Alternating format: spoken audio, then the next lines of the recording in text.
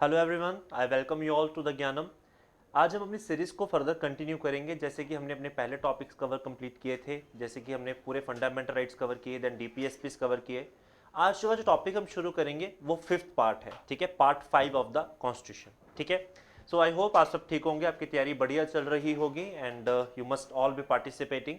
But still अभी थोड़ा सी lacking ये है कि अभी भी आपकी तरफ से कमेंट बॉक्स में क्वेश्चंस नहीं आ रहे हैं, तो प्लीज़ उन्हें अटेम्प्ट कीजिए। आई प्रॉमिस यू, आपको बहुत अच्छा फील होगा जब आप उन एमसीक्यूज को सॉल्व करेंगे। आपको कॉन्फिडेंस आएगा जब आप पेपर के लिए अच्छे एमसीक्यूज को और फर्दर सॉल्व करोगे, ठीक है। सो लेट्स स्टे टुगेदर, आगे का टॉपिक कंटिन्यू करते हैं और आज के टॉपिक को कंप्लीट करते हैं, ठीक है। नेक्स्ट पार्ट जो हम कंप्लीट कर रहे हैं ये पार्ट 5 है आपके कॉन्स्टिट्यूशन का, ठीक है, जिसमें हम यूनियन एग्जीक्यूटिव्स के बारे में पढ़ेंगे, ठीक है। इसमें ब्रॉडली स्पीकिंग हमारे पास 3-4 टॉपिक मेजर रहेंगे, जैसे कि प्रेसिडेंट, ठीक है, प्रेसिडेंट के बाद पढ़ेंगे हम prime minister, then complete parliament including Lok Sabha Rajya Sabha, उनकी फंक्शनिंग कैसी होती है, बिल्स के टाइप वगैरह क्या होते हैं, और लास्ट में इसमें हम एक टॉपिक और कवर करेंगे, दैट इज अटर्नी जनरल, ठीक है। तो this will be the major part. और उसके बाद जुडिशरी का टॉपिक कर चुके हैं, आपको सर ने पहले भी करवाया था, तो इसी तरीके से इसको कवर अप करेंगे। अगेन वही पैटर्न रहेगा, पहले टॉपिक कंप्लीट करेंगे, टॉपिक को समझेंगे, देन एमसीक्यूज, ठीक है। So let's begin with this. So parliament of India, सबसे पहले part 5 of the constitution, that is union executives, ठीक है। देखो इसका मतलब है कि सेंटर में काम कैसे होगा, ठीक है। एग्जीक्यूटिव्स का मतलब क्या हुआ, जो काम करवा रहे हैं देश में, ठीक है, जो मेन करता धरता है। अब सरकार का वो सिस्टम पार्ट 5 में किस तरीके से चल रहा है कि एग्जीक्यूटिव्स कौन कौन होते हैं, कौन कौन है जो इस देश को चला रहे हैं, ठीक है। तो स्टार्ट करेंगे इसमें सबसे पहले हम लोग जो बेसिक है इसका, सबसे पहले आर्टिकल 52 से लेके 78 तक जो कि पार्ट 5 है, ठीक है, वो डील करता है हमारा यूनियन एग्जीक्यूटिव्स के साथ, ठीक। यानी कि ध्यान सुनिएगा, पार्ट 5 के अंदर आर्टिकल 52 से लेके 78 तक, ठीक है। अभी हम बारी बार देखेंगे कौन कौन से आर्टिकल्स इसमें हम कवर कर रहे हैं। तो ये वाले आर्टिकल्स हमारे कॉन्स्टिट्यूशन किससे डील करते हैं, यूनियन एग्जीक्यूटिव्स के साथ, ठीक है। फर्दर अब वो यूनिक एग्जीक्यूटिव्स में बता रहा, देखो कौन कौन होते हैं, ध्यान सुनना, इसी को कवर करेंगे। जैसे कि सबसे पहला है प्रेसिडेंट, ठीक है, उसके बाद आता है हमारा vice president, then the prime minister of the country, then the councils of ministers, then attorney general of India. तो जो हम पार्ट 5 में आर्टिकल 52 से 78 के बीच में पढ़ेंगे, जैसे आर्टिकल नंबर 52 डील करता है हमारा प्रेसिडेंट के साथ, ठीक है, देन 63 डील करता है आपके वाइस प्रेसिडेंट के साथ, देन 74 75 डील करते हैं parliament and the prime minister, ठीक है, देन 76 आपका 76 डील करता है आपका अटॉर्नी जनरल के साथ। तो इस तरीके से इन आर्टिकल्स को हम 1 बाय 1 कवर करेंगे, ठीक है, और ब्रॉडली इसको टॉपिक को कवर करेंगे ताकि आपका टॉपिक भी कंप्लीट हो और एमसीक्यूज के पॉइंट से भी ये आपका टॉपिक कंप्लीट हो जाए, ठीक है। चलिए, so let's begin with the very first part. सबसे पहले है प्रेसिडेंट, और आर्टिकल याद रखना है 52, संडे ब्रंच क्वेश्चन, कई बार सिंपल भी पूछा जा सकता है कि आर्टिकल नंबर 52 किससे डील करता है, with the post of the president, ठीक है। तो first of all is the first citizen of the country, union का एग्जीक्यूटिव हेड है। अगर आपसे कभी पेपर में पूछा जाता है कि who is the executive head of this country, then the president of India, ठीक है। अगर आपसे कोई पूछे कि इंडिया का एग्जीक्यूटिव हेड कौन है, तो आपका आंसर हमेशा क्या होगा, प्रेसिडेंट। बट अगर पेपर में किसी ने थोड़ा सा स्मार्ट वर्क किया और आपसे यह पूछ लिया कि रियल एग्जीक्यूटिव हेड कौन है, रियल वर्ड को अगर वो ऐड कर देता है तो आंसर आपका बदल जाएगा। In the case of real executive head, आपका आंसर बदल कर क्या हो जाता है, प्राइम मिनिस्टर। तो पेपर में ध्यान देना है आपको कि आपसे पूछा क्या गया, सिर्फ एग्जीक्यूटिव पूछा गया या रियल एग्जीक्यूटिव पूछा गया, ठीक है। तो अगर रियल एग्जीक्यूटिव है तो प्राइम मिनिस्टर आंसर होगा, और अगर एग्जीक्यूटिव पूछा गया तो answer will remain the president of the country, ठीक है। Coming back to the topic, सबसे पहले जो प्रेसिडेंट है वो आपका क्या है, फर्स्ट सिटीजन है। देश का पहला नागरिक हमेशा कौन होता है, आपका प्रेसिडेंट, ठीक है। फर्दर अब आपके पास क्वालिफिकेशंस क्या है, प्रेसिडेंट बनने के लिए आपका क्या क्या क्राइटेरिया कंप्लीट होना चाहिए, ठीक है। सबसे पहला है you must be the citizen of the India. अगर आप भारत के नागरिक हैं तो ही आप प्रेसिडेंट के इलेक्शन कंप्लीट कर सकते हैं और भारत के प्रेसिडेंट बन सकते हैं। ये बाहर वालों को अलाउड नहीं है। ऐसा नहीं है कि बराक ओबामा साहब ने 2 टेन्योर पूरे किए तो चलो इंडिया चले प्रेसिडेंट बन जाते हैं क्योंकि यहाँ पे तो पोस्ट खत्म हो गई है ना, ऐसा नहीं होगा। इंडिया के लोगों के लिए ही ये संवैधानिक पोस्ट अवेलेबल है, अगर आप भारत के नागरिक नहीं है तो ये पोस्ट आपके लिए नहीं बनती। Secondary minimum age of 35, again a very important point, बहुत बार पेपर में पूछा जाते हैं। मिनिमम एज प्रेसिडेंट की, वाइस प्रेसिडेंट की, प्राइम मिनिस्टर की, लोकसभा के मेंबर की, राज्यसभा के मेंबर की और विधानसभाओं के मेंबर की। ये 5-6 आपको याद होने चाहिए, इसमें आपको कोई कंफ्यूजन नहीं होना चाहिए। हम इसको वन बाय वन करेंगे। फिलहाल के लिए आप सिर्फ इतना याद रखेंगे कि प्रेसिडेंट के लिए जो मिनिमम एज है वो आपकी कितनी होती है, 35। ठीक है, moving further, eligible to be member of Lok Sabha, very very very important point. कई बार स्टेटमेंट की फॉर्म में क्वेश्चन पूछे जाते हैं कि president can either be the member of, eligible to be the member of Lok Sabha और राज्यसभा ओनली, लोकसभा ओनली। तो ध्यान रखिएगा, प्रेसिडेंट की एलिजिबिलिटी सिर्फ और सिर्फ हम जिससे चेक करते हैं वो है आपकी लोकसभा। ठीक है, जैसे कि रजिस्टर्ड वोटर होना चाहिए बंदा, ठीक है, इंसॉल्वेंट नहीं होना चाहिए, इंसॉल्वेंट मतलब दिवालिया नहीं होना चाहिए, ठीक है, ड्यूज पेंडिंग नहीं होने चाहिए, उसके बिजली पानी के बिल पेंडिंग नहीं होने चाहिए अगर आपको इलेक्शन लड़ना है, ठीक है, अनसाउंड माइंड नहीं होना चाहिए, मेंटली स्टेबल होना चाहिए पर्सन जब वो प्रेसिडेंट के इलेक्शन लड़ रहा है। ठीक है, तो ये क्राइटेरिया बेसिकली लोकसभा से चलते हैं, हम उसको बाद में भी देखेंगे कि और क्या क्राइटेरियाज हैं। ठीक है, further must not hold any office of profit except vice president, governor of state और कैबिनेट मिनिस्टर।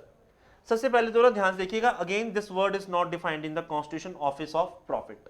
तो हम जनरली बोलते हैं इनकम का सोर्स, कि अगर आपके कोई इस पोस्ट के अलावा कोई और इनकम का सोर्स नहीं होना चाहिए। ठीक है, एक्सेप्ट अगर आप इन 3 पोस्टों पे तो आप प्रेसिडेंट के इलेक्शन डायरेक्टली कंपीट कर सकते हो। ठीक है, या तो आप देश के वाइस प्रेसिडेंट हो, या आप गवर्नर हो किसी राज्य के, या फिर आप कैबिनेट मिनिस्टर हो। एग्जाम्पल देता हूं, ध्यान सुनिएगा। जब प्रणब मुखर्जी आपके प्रेसिडेंट बने तो उस समय हामिद अंसारी साहब ने भी इलेक्शन लड़ा था, और हामिद अंसारी साहब उस समय देश के क्या थे, वाइस प्रेसिडेंट थे। प्रतिभा पाटिल जी जब प्रेसिडेंट बनी तो वो गवर्नर थी राजस्थान से। फिलहाल जो अभी हमारे वर्तमान राष्ट्रपति हैं आपके रामनाथ कोविंद जी, ये भी बिहार से गवर्नर थे जब ये प्रेसिडेंट बने हैं। ठीक है, प्रणब मुखर्जी कैबिनेट मिनिस्टर थे जब वो प्रेसिडेंट बने। तो मुद्दा यही है कि अगर आप इन पोस्टों पे हो, आप प्रेसिडेंट की एलिजिबिलिटी के लिए जाते हो, तो ये हाउस ऑफ प्रॉफिट में, आपका ऑफिस ऑफ प्रॉफिट में काउंट नहीं होगा। ठीक है, सिंपल है, बस जस्ट ये टर्म एक्सेप्शन याद रखिएगा, इसके अलावा आपको इन डेप्थ जाने की जरूरत नहीं है कि ऑफिस ऑफ प्रॉफिट क्या है, इसका सिस्टम क्या बनेगा। ठीक है, आई होप यहां तक आपको पॉइंट्स क्लियर होंगे। आगे की तरफ बढ़ते हैं। इसमें अब इलेक्शंस देखते हैं कि आपका जो प्रेसिडेंट है उसका इलेक्शन कैसे होता है। सबसे पहले आपको आर्टिकल याद होने चाहिए, आर्टिकल 54 और 55 डील करते हैं with the election process of the president. ठीक है, कि किस तरीके से इलेक्शन होगा उस प्रोसेस के बारे में बात की जा रही है। सबसे पहला, elected not directly by the people. जैसे कि आपने सुना ही होगा, हम लोग प्रेसिडेंट के इलेक्शन में वोट नहीं डालते, है ना। तो हम लोगों को लगता है कि प्रेसिडेंट का इलेक्शन इनडायरेक्ट है, हमारा वोट काउंट नहीं हो रहा, लेकिन ऐसा नहीं होता है। ठीक है, आप इनडायरेक्टली अपना वोट काउंट करवाते हो। किस तरीके से, जैसे कि आपने लोकसभा के मेंबर के लिए वोट डालोगे, एमपी के इलेक्शन में वोट डालते हो, आप एमएलए के इलेक्शन में वोट डालते हो, विधानसभाओं में वोट डालते हो, तो इसका मतलब वो आपके रिप्रेजेंटेटिव है। अपने अपना विश्वास मत किसी व्यक्ति को दिया है, तो आपके आधार पर आपका प्रतिनिधित्व करते हुए वो व्यक्ति वोट डाल सकता है। That person will become your representative. ठीक है, तो आपके बिहाफ पे वोट डाल रहा है, इट मींस आपने वोट डाला है, लेकिन वो वोट कैसे होगा, not directly, indirect voting system है। ठीक है, तो इसको हम बोलते हैं क्या है, by the members of the electoral college consisting of. अब देखेंगे कि हमारे पास कौन कौन वोट डालता है और कौन वोट नहीं डालता है। ठीक है, तो ये पॉइंट क्लियर हो गया होगा आपको कि डायरेक्टली वोटिंग नहीं है, सिस्टम कैसा है, इनडायरेक्ट वोटिंग का है। ठीक है, सबसे पहले इसको 3 कैटेगरी में पढ़ते हैं हम, सेंटर से कौन वोट डालेगा, स्टेट से कौन वोट डालेगा और यूटी से कौन वोट डालेगा। ठीक है, आई एम रिपीटिंग, 3 क्राइटेरिया से पढ़ते हैं, इजी हो जाएगा पढ़ना। सेंटर से देखेंगे कौन कौन वोट डालता है, स्टेट से कौन कौन वोट डालते हैं, और यूटी से कौन, 3 ही चीजें ना भारत में, तो उसके अकॉर्डिंग देखते हैं। सबसे पहले आपके पास elected member of the house of the parliament. जैसे हमें पता है कि लोकसभा में 550 जमा 2 का सिस्टम है, और राज्यसभा में 238 जमा 12। तो ये जो इलेक्टेड मेंबर हैं 550 और 238, ये आपके इलेक्शन में वोट डालेंगे। इलेक्टेड, ये जो 2 होते हैं लोकसभा में, इनको नॉमिनेटेड बोलते हैं हम एंग्लो इंडियन, और 12 हमारे होते हैं राज्यसभा के। तो जो नॉमिनेटेड मेंबर्स हैं ये इलेक्शन में वोट नहीं डालते, इसको आगे करेंगे हम लोग, लेकिन मैं अभी आपको बता रहा हूं, जब इसको स्प्लिट किया है 550 + 2, तो 550 इलेक्टेड है, 2 हमारे नॉमिनेटेड। तो नॉमिनेटेड ने वोट नहीं डालना है, सिर्फ इलेक्टेड मेंबर्स ही वोट डालेंगे, चाहे वो लोकसभा के हों चाहे वो राज्यसभा के हों। ठीक है, मूविंग फर्दर, नेक्स्ट देखते हैं आप स्टेट में कौन वोट डालता है। ठीक है, the elected members of legislative assemblies of the state. ध्यान से देखिएगा, आपने सिर्फ लेजिस्लेटिव असेंबली की बात की है, लेजिस्लेटिव काउंसिल की बात नहीं की है। यानी कि आपके स्टेट का एमएलए वोट डाल सकता है, लेकिन एमएलसी के बारे में अभी तक आपने बात नहीं की। यानी कि वो वोट डालेगा नहीं डालेगा वो देखते हैं आगे चल के।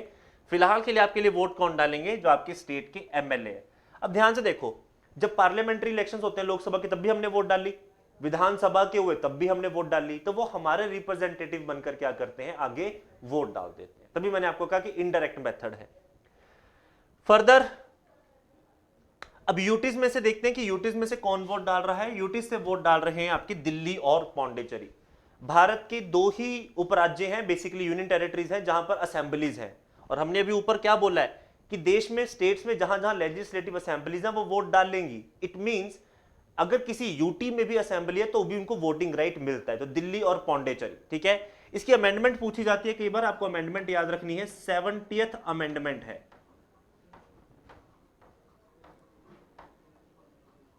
1992 70th अमेंडमेंट 1992 आपकी दिल्ली और पौंडीचेरी को वोटिंग राइट दिया गया था प्रेसिडेंट की इलेक्शन में वोट डालने के लिए। पेपर में पूछा जाए कि from which year the Delhi and Pondicherry got the voting right in the president election, तो आफ्टर 1992, नॉट बिफोर दैट। ठीक है, 70वां संशोधन था संविधान का 1992 के अंदर, जब आपने दिल्ली और पौंडीचेरी को वोटिंग राइट दिया है, इससे पहले नहीं था। और अभी भी दिल्ली और पौंडीचेरी को छोड़कर जितनी भी यूटीज है, चंडीगढ़ हो, लक्षद्वीप हो, आपकी अंडमान निकोबार है, दीव दमन नागर एंड हवेली है, तो ये भी वोट नहीं डालते हैं आपके पास। ठीक है, बाकी डालेंगे, सिर्फ दो ही डालने वाली हैं, दिल्ली और पौंडीचेरी। रीजन है विधानसभा, क्योंकि वहां पर असेंबलीज है। ठीक है, चलिए, आई होप आपको क्लियर हो गया होगा कि कौन वोट डालता है। ठीक है, अब देखते हैं कि कौन वोट नहीं डालेगा। ठीक है, अब डू नॉट पार्टिसिपेट। ठीक है, कौन नहीं डाल रहा है वोट, तो सबसे पहले the nominated member of both houses, like I have told you कि 2 मेंबर आपके लोकसभा में होते हैं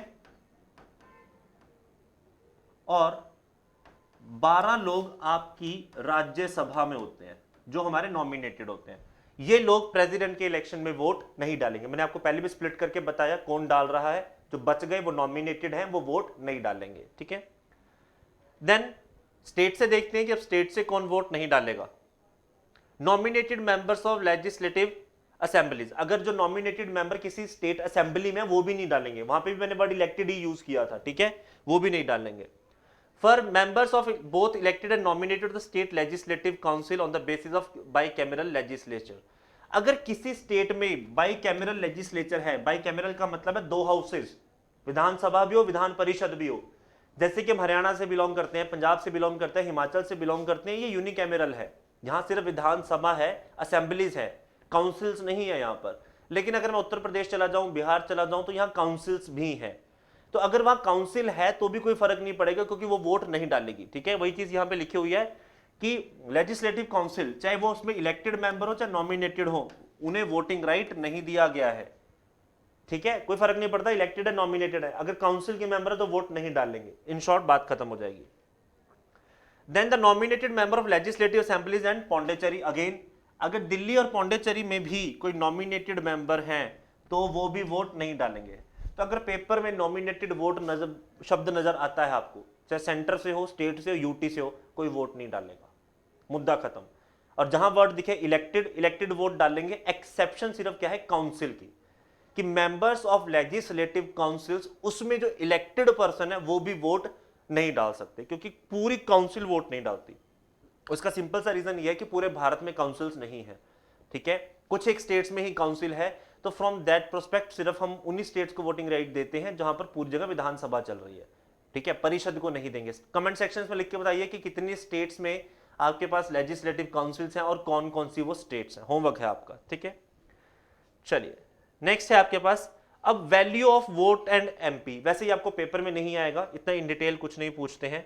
ठीक है, फिर भी मैं आपको बता देता हूं, आप इसको देख लीजिए। ठीक है, एक एमएलए की वोट किस तरीके से काउंट होती है? सबसे पहले टोटल पॉपुलेशन ऑफ स्टेट देखी जाती है। जैसे सपोज करो आप हरियाणा से बिलोंग करते हो, पंजाब से, पंजाब की पॉपुलेशन रफली 2 करोड़ 80 लाख के आसपास है, ठीक है।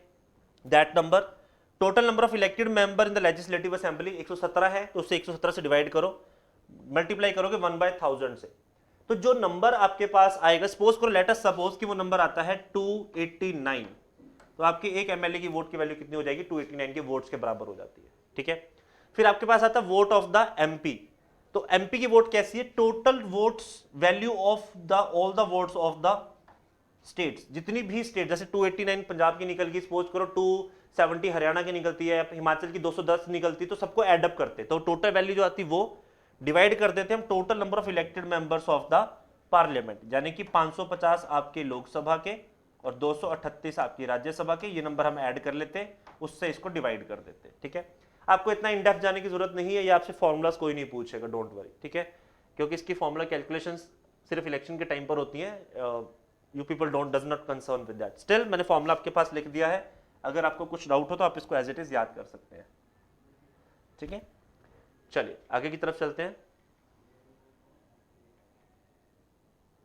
चलिए जी, अब वोटिंग के बाद का सिस्टम सबसे पहले समझते हैं क्या है। सबसे पहले more than 50% of votes required. अगर कोई व्यक्ति प्रेसिडेंट बनता है तो उसको टोटल 50% वोट्स चाहिए। एग्जांपल देखते हैं, सपोज करते हैं 3 कैंडिडेट इलेक्शन में खड़े हुए, ए, बी और सी। पहले व्यक्ति को मिलते हैं 40% वोट, अगले को मिले 30% वोट, ठीक है, उसके बाद अगले वाले को भी मिले 30% वोट। तो हमें ऐसा लगता है सुनने में कि जिसको ज्यादा वोट मिल गया वो विनर, यानी कायदे से विनर क्या हो जाना चाहिए था? ए। लेकिन एक्चुअल में ऐसा नहीं होता है, ठीक है। इस केस में एलिमिनेशन मेथड चलते हैं, तो जिसको मिनिमम नंबर ऑफ वोट्स मिले होंगे, जैसे इसको सपोज करते हैं 20 मिले थे, तो सी को एलिमिनेट कर दिया जाता है, ठीक है। फिर प्रेफरेंस वोट्स देखी जाती हैं, एडअप की जाती है, उसके हिसाब से निकाला जाता है, ठीक है। एक ये कोटा सिस्टम होता है कि कोटा पूरा हो जाना चाहिए, ठीक है। इस कोटे की आज तक हमें कभी जरूरत पड़ी नहीं है, क्योंकि हमेशा हर बार क्लियर कट आपके पास वोटिंग हो जाती है, ठीक है। तो यहां जो 50% लिखा उसका मतलब क्या हुआ? तो मतलब ये है कि सपोज करो अगर 3 कैंडिडेट ही हैं, दोबारा से वही एग्जांपल देखते हैं, ठीक है। ए को मिलते हैं 10% वोट, बी को मिलते हैं 60% वोट, सी को मिलते हैं 30% वोट। तो जब ये आंकड़ा 50% से ऊपर हो जाएगा तो वही पर्सन आपका प्रेसिडेंट डिक्लेयर हो जाएगा, ठीक है। 50% वोट्स आपको टोटल वोट्स के चाहिए, तब जाके आप प्रेसिडेंट बनोगे। जब तक वो 50% का आंकड़ा नहीं होगा तब तक आपकी प्रेफरेंस वोट्स की काउंटिंग चलती रहती है, ठीक है। तो ये वैसे बता दिया मैंने, लेकिन आज तक कभी इतिहास में हुआ नहीं है ये चीज, ठीक है। संवैधानिक तौर पर कभी हमें जरूरत नहीं पड़ी इस प्रेफरेंस वोट्स को कंपाइल अप करने की, हमें हर बार क्लियर कट 50% से ऊपर वोटिंग मिली है, ठीक है। तो ये प्रोसेस कैसे होगा, किस तरीके से होगा, संविधान में लिखा तो गया है, लेकिन आज तक कभी इसको इंप्लाई नहीं किया गया, क्योंकि जरूरत नहीं पड़ी। क्लियर कट कैंडिडेट हर बार आता है। Still but you have to remember this point, minimum number of votes आपको कितने चाहिए? 50%, ठीक है। ये नहीं होगा जिसको मैक्सिमम वोट्स पड़ गए वो जीत गया, नहीं, 50% से ऊपर आपको वोटिंग चाहिए, तब जाके जीतोगे आप, ठीक है। फर्दर वो आपको कहता है article number 57, no upper limit on the number of times a person can become president. Article number 57 state करता है कि आप कितनी बार राष्ट्रपति बनोगे इसकी कोई लिमिट नहीं है। आप 1 बार चुने गए, 2 बार चुने गए, 4 बार चुने गए, 5 बार चुने गए, कोई रोक टोक नहीं है। मोस्ट ऑफ टाइम इंडिया में एक टाइम ही प्रेसिडेंट रहे हैं, 1 टेन्योर कंप्लीट किए हैं। डॉक्टर राजेंद्र प्रसाद थे जिनको 3 टेन्योर मिले थे, ठीक है। उनका टोटल टेन्योर 12 ईयर का है। 62 में उन्होंने रिटायरमेंट ले ली थी because of his ill health. तो आपको सिंपली ये याद रखना है कि ऐसा हुआ नहीं है कि बहुत सारे टेन्योर्स किसी के हुए डॉक्टर राजेंद्र प्रसाद जी को छोड़कर, जो पहले राष्ट्रपति बने हमारे, ठीक है। Further any dispute will be sorted out by supreme court. अगर इलेक्शन में किसी को लगता है किसी कैंडिडेट को धांधली हुई है तो वो कंप्लेंट किसको करेगा? सुप्रीम कोर्ट को। लेकिन इलेक्शन करवाएगा कौन? इलेक्शन कमीशन, ठीक है। इलेक्शन कमीशन इस इलेक्शन को करवाती है, लेकिन डिस्प्यूट को इलेक्शन कमीशन सॉल्व नहीं करेगी। डिस्प्यूट को सॉल्व कौन करेगी? आपकी सुप्रीम कोर्ट, ठीक है। कार्यकाल आपका 5 साल का है और आपको शपथ कौन दिलवाता है? चीफ जस्टिस ऑफ इंडिया, ठीक है। अब कई बार क्वेश्चन पूछ जाता है कि अगर चीफ जस्टिस ऑफ इंडिया नहीं है फिर कौन शपथ दिलवाएगा? सपोज करो वो बीमार है या किसी मजबूरी से वो नहीं पहुंच पाया, तो क्या होगा? तो सीनियर मोस्ट जज of supreme court. Remember this point, कई बार ऐसे क्वेश्चंस पूछे जाते हैं कि अगर आपके पास chief justice of India available नहीं है किसी भी हालात में, किसी मजबूरी में, तो सीनियर मोस्ट जज जो सुप्रीम कोर्ट का होगा वो प्रेसिडेंट को शपथ दिलवा देगा। ये पता होनी चाहिए, बेसिक चीजें हैं, ठीक है। फर्दर अब कुछ चीजें हम लोग देखेंगे कि आपके पास जो देश में राष्ट्रपति बने हैं उनमें से क्या स्पेशलिटीज हैं। कई बार ऐसे क्वेश्चंस हमें पूछे जाते हैं, ठीक है। जैसे कि स्टैटिक क्वेश्चंस होते हैं ये, जैसे कि सबसे पहले राष्ट्रपति कौन बने, डॉक्टर राजेंद्र प्रसाद, ठीक है। फिर आपसे पूछा जा सकता है कि भारत के पहले मुस्लिम राष्ट्रपति कौन थे, ठीक है, उनका नाम था डॉक्टर जाकिर हुसैन। और इनकी स्पेशलिटी और रही है, एक चीज इनके साथ और जुड़ती है in the terms of question, ये पहले राष्ट्रपति थे जिनकी अपनी कार्यकाल में मृत्यु हुई है, ठीक है। Only president to die during his office tenure was doctor Zakir Hussain साहब, ठीक है। फिर आपसे पूछा जाता है कि फर्स्ट सिख प्रेसिडेंट कौन बने, आपके ज्ञानी जैल सिंह जी थे। फर्स्ट फीमेल प्रेसिडेंट कौन बने आपकी, डॉक्टर की जो प्रतिभा पाटिल जी हैं। सॉरी मैं कई बार बार डॉक्टर वर्ड यूज कर रहा हूँ, I am really sorry for that. ज्ञानी जैल सिंह जी के नाम के आगे डॉक्टर नहीं है और प्रतिभा पाटिल जी के नाम के आगे भी डॉक्टर नहीं है, ठीक है। बट जो डिस्टिंक्शंस बताइए वो याद रखिएगा। फर्दर फर्स्ट दलित प्रेसिडेंट कौन थे, KR नारायणन। रामनाथ कोविंद जी सेकंड है, ठीक है। तो ऐसे कई बार क्वेश्चंस पूछे जाते हैं। दो तीन क्वेश्चन बड़े इंटरेस्टिंग हैं, जैसे कि only candidate to won unopposed, मतलब किसी ऐसा केस जिसमें राष्ट्रपति जब कोई बंदा इलेक्शन जीत रहा है उसके ऑपोजिशन में कोई बंदा ही नहीं खड़ा है, ठीक है, कोई कैंडिडेट नहीं है ऑपोजिशन में। तो ऐसा हुआ था 1977 में नीलिमा संजीवा रेड्डी जी के साथ, ठीक है। उन्होंने इलेक्शन जीता और उनके ऑपोजिशन में कोई नहीं था, ठीक है। फिर इससे पहले केस हुआ था कि कोई इंडिपेंडेंट कैंडिडेट इलेक्शन जीत जाए, निर्दलीय, ठीक है, उसको बीजेपी ने नॉमिनेट नहीं किया, कांग्रेस ने नॉमिनेट नहीं किया, यानी कि रूलिंग पार्टी और ऑपोजिशन पार्टी में से किसी ने उसको नॉमिनेट नहीं किया, still he won the election. वो व्यक्ति थे आपकी VV गिरी, ठीक है, इंदिरा गांधी जी के समय में हुआ था 1967 के अराउंड। तो ऐसे क्वेश्चंस कई बार आपको पूछे जाते हैं, तो we should have the answers, ठीक है। 69 में हुआ था, सॉरी। तो ऐसे क्वेश्चंस होते हैं, तो आपको ध्यान रखना, ईयर नहीं भी याद कोई प्रॉब्लम नहीं है, बट ऐसे क्वेश्चंस आपको कई बार पूछे जा सकते हैं, ठीक है। तो इनको याद रखिएगा, पर पढ़िएगा जरूर, कई बार मिलते हैं ऐसे क्वेश्चंस। चलिए आगे की तरफ चलते हैं, नेक्स्ट आगे की तरफ देखते हैं टॉपिक में क्या है। रिमूवल ऑफ प्रेसिडेंट की, अब देखो कार्यकाल तो हमें पता लग गया कि कार्यकाल हमारा 5 साल का है, लेकिन अगर कार्यकाल से पहले प्रेसिडेंट को रिमूव करना हो तो मेथड क्या होगा, ठीक है। सबसे पहला है by resignation in writing under his hand address to the vice president. आप वाइस प्रेसिडेंट को अपना हैंड रिटन रेजिग्नेशन दे दीजिए तो भी प्रेसिडेंट रिमूव हो जाता है, ठीक है, सिंपल रेजिग्नेशन देना। By removal for the violation of constitution by the process of impeachment only grounds on impeachment specified 61(1) that is violation of constitution. वो कहता है कि प्रेसिडेंट को इंपीच भी किया जा सकता है। इंपीचमेंट का मतलब होता है महाअभियोग, ठीक है। प्रेसिडेंट को हटाने का तरीका संवैधानिक तौर पर क्या है, ठीक है। एक तो रेजिग्नेशन उसने खुद ही दे दिया, वॉलंटरीली था, एक हमें हटाना है, तो उसके लिए ग्राउंड याद रखिएगा, सिर्फ एक ही ग्राउंड है, that is violation of constitution. आप संविधान की अवज्ञा कर दीजिए किसी भी तरीके से, ठीक है। संविधान से बाहर जाके अपनी पावर का मिसयूज कर लीजिए, या कोई ऐसा काम जिसकी आपको संविधान में पावर नहीं दी गई आपने वो काम कर लिया, उसको बोलते हैं वायलेशन ऑफ कॉन्स्टिट्यूशन, ठीक है। इंपीचमेंट का आर्टिकल 61 है, violation of ground of impeachment उसको 61(1) में मेंशन किया। इसका सेक्शन फर्स्ट बताता है कि वायलेशन ऑफ कॉन्स्टिट्यूशन के बेसिस पर ही आप प्रेसिडेंट को हटा सकते हो, अदरवाइज कोई मेथड नहीं है, ठीक है। इधर हाउस में prefer the charges of violation of constitution, ये लोकसभा या राज्यसभा कहीं से भी स्टार्ट हो सकता है, कोई स्पेसिफिक नहीं है, ठीक है। Further investigate the charges itself and causes the charge to be investigated, ठीक है। आप इन्वेस्टिगेट करोगे चार्जेस क्या हैं और उसके जो कॉजेज हैं उसके ऊपर भी बात करोगे कि क्यों हुआ है और क्यों हुआ है, ठीक है। Further by the charge, but the charge can not be taken up by the house unless first resolution contain the process is moved after the 14 days written notice in writing signed by not less than 1/4 of the total members of that house। अगर लोकसभा से start हुआ तो लोकसभा के 1/4 members को sign करें, राज्यसभा से हुआ तो राज्यसभा के 1/4 साइन करें। अगर इतने सिग्नेचर आपको नहीं मिलते हैं तो इस प्रोसेस को हम बोलते हैं क्वासी जुडिशियल प्रोसेस। इंपीचमेंट कैसा प्रोसेस है, क्वासी जुडिशियल। क्वासी का मतलब होता है लगभग नाम का, नाम मात्र, तो नाम मात्र जुडिशियल प्रोसीजर है ये। अगर ये एक बार में कंप्लीट नहीं हुआ ना तो ये नहीं होगा, रिमेंबर दिस। सपोज करो आपने रेजोल्यूशन बना लिया कि प्रेसिडेंट को रिमूव करना है, ठीक है, चार्जेस लगा दिए, सपोज करो 1/4 साइन नहीं मिले तो ये वहीं खत्म हो जाएगा, दोबारा नहीं उठेगा ये। कि ऐसा नहीं कि चलो अच्छा एक बार नहीं वो दोबारा वोटिंग करा लेते हैं, नहीं, वन टाइम प्रोसेस है, वन टाइम में A to Z सारे स्टेप कंप्लीट होने चाहिए। अगर नहीं हुए तो वो इंपीचमेंट वहीं खत्म हो जाती है आपकी, ठीक है।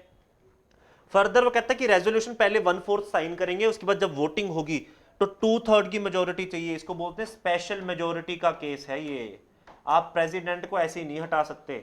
स्पेशल मेजोरिटी में आपके पास जो वोटिंग है वो रफली आपकी 60% से ऊपर चली जाती है, 66% के आसपास वोटिंग होती है, तब जाके आप किसी को रिमूव कर सकते हो।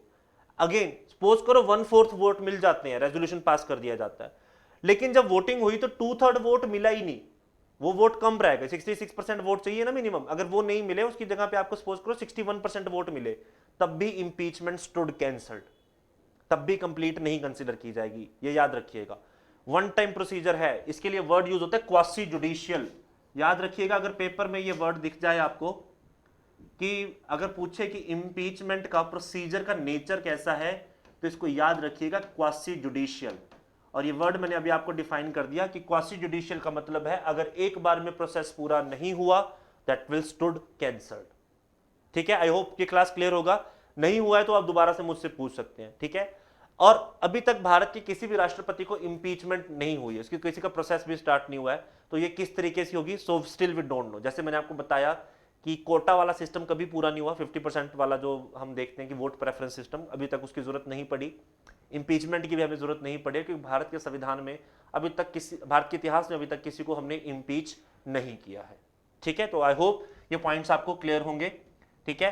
तो जो चीजें हुई नहीं ना उसकी आपको कोई डिटेल भी नहीं पूछता, याद रखिएगा। मोस्ट ऑफ टाइम यही होता है, 100 में से 95 बार यही होगा कि आपको ऐसी इन डेप्थ प्रोसीजर्स नहीं पूछे जाएंगे स्टेटमेंट में, ठीक है। आपको सिंपल पूछा जाएगा कितने परसेंट वोट चाहिए, 50%, आर्टिकल कौन सा इंपीचमेंट का 61, वायलेशन कहां लिखी गई है 61(1), यहां तक ठीक है। ग्राउंड पूछ लिया, violation of constitution, but nobody will ask you कि what is violation of constitution, ठीक है। I hope I am clear with the words कि क्या नहीं पूछा जा सकता है। तो बड़ा इंपॉर्टेंट होता है पेपर में पढ़ने के समय पर यह जानना कि क्या पढ़ना है, और उससे इंपॉर्टेंट है क्या नहीं पढ़ना है। तो मैं आपको साथ साथ बता रहा हूं कि पढ़ना भी क्या और क्या नहीं पढ़ना है, तो प्लीज उसका ध्यान रखिए। आप अपनी एनर्जी, अपना टाइम, अपनी एफिशिएंसी को ज्यादा मेंटेन कर पाएंगे अगर आप इन चीजों का ध्यान रखते हैं, ठीक है। अब कुछ की पॉइंट्स देखते हैं हमारे कि किस तरीके से हम प्रेसिडेंट का सिस्टम देखते हैं। जैसे कि nominated member of either house of the parliament can participate in the impeachment. Voting करनी थी तो नॉमिनेटेड मेंबर्स नहीं थे, इम्पीचमेंट के टाइम पर नॉमिनेटेड मेंबर्स पार्टिसिपेट करते हैं। होगी कंफ्यूजन कि जब हम लोगों ने इलेक्शन करवाना था तब तो नॉमिनेटेड मेंबर्स को नहीं पूछा, ठीक है, लेकिन जब निकालना है तो पूछ रहे हैं, वोटिंग करवा रहे हैं। तो ये डिफरेंस है, की पॉइंट, तभी मैंने लिखा कि ये की पॉइंट है, ठीक है। कि जब इलेक्शन लिया तब नॉमिनेटेड मेंबर्स जितने भी थे उनको नहीं पूछा, लोकसभा राज्यसभा वालों को कि वोटिंग करोगे नहीं करोगे, आपका क्या विचार है। लेकिन जब हटाना है तो इनसे पूछा जाएगा, इनकी वोट मायने रखेगी, ठीक है। Further, the elected members of legislative of the state and the union territories of Delhi, Pondicherry do not participate in the impeachment of the president। मतलब इन शॉर्ट है कि इंपीचमेंट प्रोसीजर सेंट्रल का है, state और UTs का इसमें role नहीं होता कि स्टेट की असेंबलीज या काउंसिल्स इसमें वोट करेंगी, नहीं, इसका कोई सीन नहीं है, ठीक है। Further, condition of house of president include he should not be the member of either house of the parliament और house of legislature. In such case a person is elected as president, he is deemed to have vacate his seat in that house of the date on which he enter upon the office of president। मुद्दा यह है कि आप एक साथ दो संवैधानिक post पर नहीं जा सकते, है ना। अगर मैं एमपी हूं, सपोज करो मैं अंबाला से एमपी बन जाता हूं, ठीक है, और आने वाले टाइम में मैं प्रेसिडेंट भी बन गया, तो मुझे अंबाला की जो सीट है एमपी की वो छोड़नी पड़ेगी, तभी मैं प्रेसिडेंट की पोस्ट पर जा सकता हूं, वो सीट वेकेंट होती है। तो संवैधानिक तौर पर आप एक साथ दो डिफरेंट पोस्टों पर नहीं हो सकते। आप दो जगह से एमपी हो सकते हो, दो जगह से एमएलए भी हो सकते हो, क्योंकि एक जैसी बात तो एमपी और एमएलए की है ना, ये तो नहीं कि एक एमपी एक प्रधानमंत्री, है ना, सॉरी प्रधानमंत्री कह रहा हूं, प्रेसिडेंट, ठीक है। तो ऐसा नहीं होगा कि दो डिफरेंट संवैधानिक पोस्टों पे नहीं जाओगे आप, एक टाइम पे एक ही पोस्ट होगी, तो दो एक टाइम पे आपको खाली करनी पड़ती है, ठीक है, ये ध्यान रखिएगा। Further he enjoys legal immunity, जब तक वो प्रेसिडेंट है उसके खिलाफ कोई लीगल इम्यूनिटीज होती हैं, आप क्रिमिनल प्रोसीडिंग्स उसकी स्टार्ट नहीं कर सकते हैं उस केस के अंदर, ठीक है, वही चीज लिखी हुई है। उसको अरेस्ट नहीं कर सकते, इंप्रिजनमेंट नहीं कर सकते हो, 2 महीने के बाद नोटिस देना पड़ता है अगर कोई सिविल प्रोसीडिंग भी स्टार्ट करनी है, ठीक है। सिंपल सी बात है कि पर्सन इम्यून है, अगर देश का प्रेसिडेंट भी इम्यून नहीं हुआ तो फिर तो फायदा ही कुछ नहीं नौकरी का, ठीक है। तो देश का जो प्रेसिडेंट होता है उसको लीगल इम्यूनिटीज, सिविल इम्यूनिटीज दी जाती हैं। आप जब तक बंदा प्रेसिडेंट है तब तक उसके खिलाफ प्रोसीडिंग्स नहीं होंगी, ठीक है। बट ये चीज याद रखिएगा कि अगर केस बहुत सेंसिटिव है तो उस केस में प्रेसिडेंट को इंपीच किया जा सकता है। इंपीच करने के बाद हम लोग उसके खिलाफ फिर प्रोसीडिंग बाद में स्टार्ट कर सकते हैं। ऐसा नहीं है कि आपको हो कि प्रेसिडेंट ने मर्डर कर दिया, वो खुला घूमता रहेगा, ऐसा कुछ नहीं है। संविधान लॉ सबके लिए बराबर होता है, ऐसा कुछ नहीं है कि हम किसी को एग्जम्प्ट कर देंगे।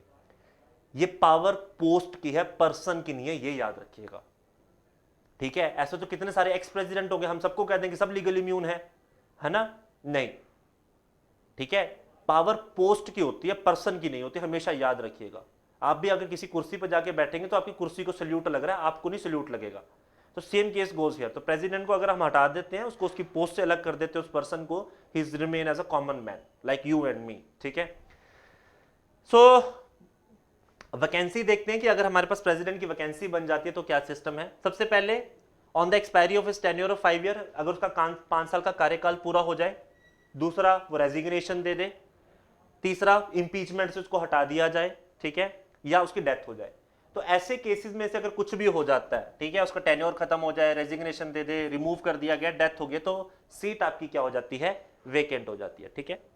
Further, otherwise for example when he became disqualified to hold office when his election is declared void, अगर उसका इलेक्शन ही फर्जी घोषित कर दिया जाए सुप्रीम कोर्ट के द्वारा, तो भी वो सीट वेकेंट हो जाती है।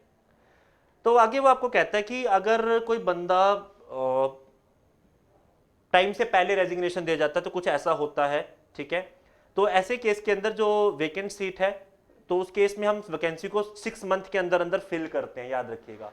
प्रेसिडेंट की कुर्सी 6 महीने से ज्यादा खाली नहीं रह सकती। एंड द मोमेंट इसमें से भी कुछ होता है तो vice president will take over as the president of the country. Acting president बोलते हैं इसको हम लोग, ठीक है, कि अगर प्रेसिडेंट नहीं है तो vice president will take the post, ठीक है। The newly elected president remains in the office for the full term of 5 year until then the vice president will act as a president। जब तक नया election नहीं होता तब तक vice president will act as president. फिर जब नया प्रेसिडेंट आएगा उसको पूरा कंप्लीट 5 साल का कार्यकाल दिया जाएगा। ऐसा नहीं है कि कुछ बंदे ने कार्यकाल पूरा किया, 2 साल में उसकी डेथ होगी, 3 साल बचे तो अगला प्रेसिडेंट 3 साल के लिए आएगा, नहीं, अगला पूरे 5 साल पूरे करेगा, ठीक है।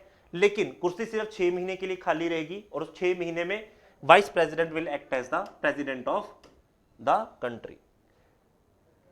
लास्ट पॉइंट आपको कहता है कि in case of the vice president is vacant, then question है आपके लिए कि अगर सपोज करो हमने बोल दिया कि जब प्रेसिडेंट नहीं है तो वाइस प्रेसिडेंट कुर्सी संभाल रहा है, तो अगर वाइस प्रेसिडेंट भी नहीं है तो फिर क्या होगा, then who is gonna take over the seat of the president, ये आपका क्वेश्चन है। इसी क्वेश्चन के साथ इस लेक्चर को मैं खत्म करता हूं। नेक्स्ट लेक्चर में प्रेसिडेंट की पावर्स को पढ़ेंगे और डिटेल में चलेंगे, ठीक है। टिल देन आई वांट आप इसको पढ़िए, आपको जो भी डाउट आता है please feel free to contact us, हम आपके डाउट्स क्लियर करेंगे, ठीक है। ये सीरीज आपकी ऑलरेडी फ्री ऑफ कॉस्ट चल रही है, तो इसका आप जितना मैक्सिमम यूटिलाइज कर सकते हैं आप उसको कीजिए, ठीक है। So till then take care of yourself and for other courses you can join us on the Gyanam, और आप हमसे जुड़ सकते हैं इंस्टाग्राम, फेसबुक, टेलीग्राम या यूट्यूब के माध्यम से। Till then take care of yourself, God bless you, bye bye.